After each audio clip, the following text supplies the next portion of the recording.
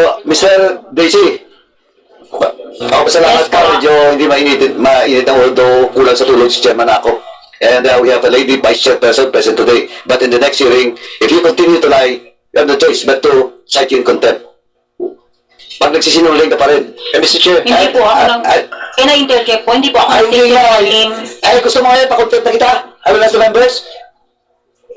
I am giving you the chance because of the request of the members. So, ang sinasabi ko lang, in the next hearing, if you continue to lie, pasensyahan na po tayo, Mr. Chair. We will cite you in contempt. Your Honor, Kasi hindi ka pa nirecognize. Mr. Chair. The reason why, Vice Chair, Chairman Dan, do you understand? Yes po. Oh, next hearing ha? Kasi kahit tanungin mo dito yung mga resource person, pareho kayo, alam namin lahat dito nagsinungaling ka. Hindi po. Ano po yung basehan niyo po yung honor, yung pong Ay, yung no questioning. yung pong special power of attorney po? Ano special power of attorney Yung pong pinresent ko sa sa municipality of sa Ay, hindi assessor po. po na sa Yung sinasabi, hindi lang yun. Ang sinasabi ko, since the first hearing that you attended this committee hearing, puro kasi yung haligan yung pinagsasabi mo. And we are giving you the chance on the next hearing.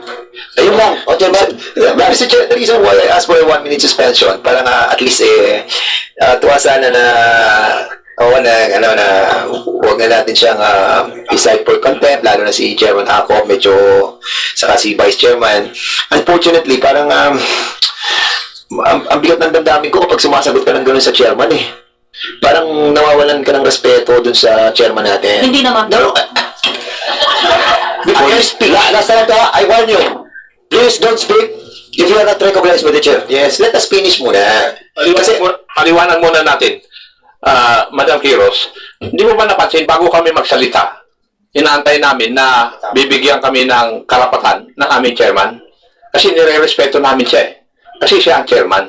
Pero ikaw, dapat din ganun. Bago ka magsalita, humingi ka muna ng permiso rito. Kung kami nga humihingi ng permiso, ikaw dapat humingi ng permiso. Naintindihan mo? Pare-pares kami chairman. Pero dito, siya ang chairman eh. Nire-respeto namin. Maliwanag siguro yun. Kaya sa susunod, baka yun ang dahilan. Bakit cite ka namin in contempt? Daisy, ganito gagawin mo para maliwanag. Once na nagsasalita kami, refrain from speaking, and then if you wanted to be recognized, taas mo lang yung kamay mo. Huwag yung parang papasok agad na atribida ka na gusto mo lang madinig ka agad. No, it's not that way. There's a procedure and protocols in this August chamber, and we wanted to maintain that. We hope that is clear with you. No? Now you can speak. Nalulungkot po ako, bakit ako po yung hindi naman po ako nagsisinungaling sa inyo. Yung katotohanan lang po yung sinasabi ko. Ako naman. Okay, the reason why we are talking to each other, no, during the 1-minute suspension, because we have seen, yung series of lying mo eh.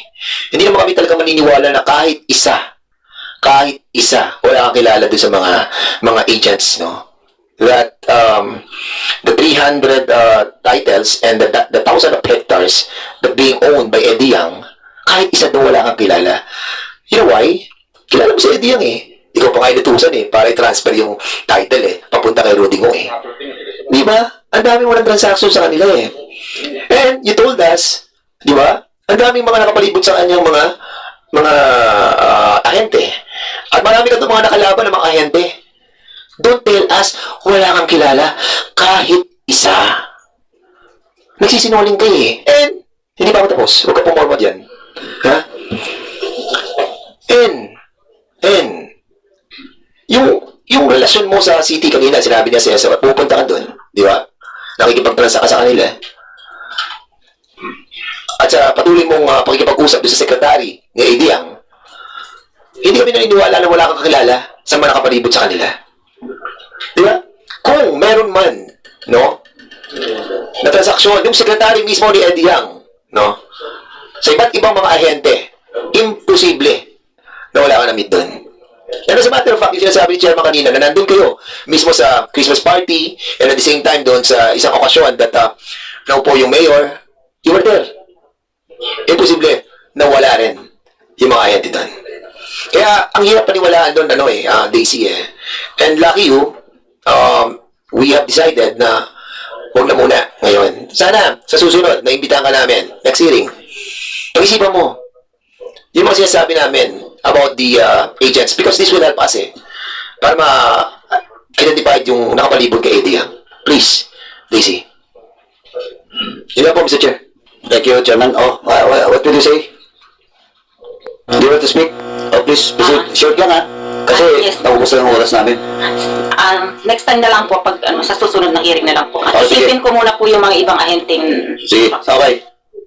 That was 2018 pa po kasi yung iba talaga hindi. Ay, Wala ako, po 2008 pa yung ano mo. 2018 po ako 2008 yung ano mo. Huwag na tayo mag-discuss yan. Next hearing. Let us see what will happen. Next hearing. Anyway, to the members, we will proceed with the 43 million, no? With notice of disallowance from COA to... Sir, can I have a quick interjection?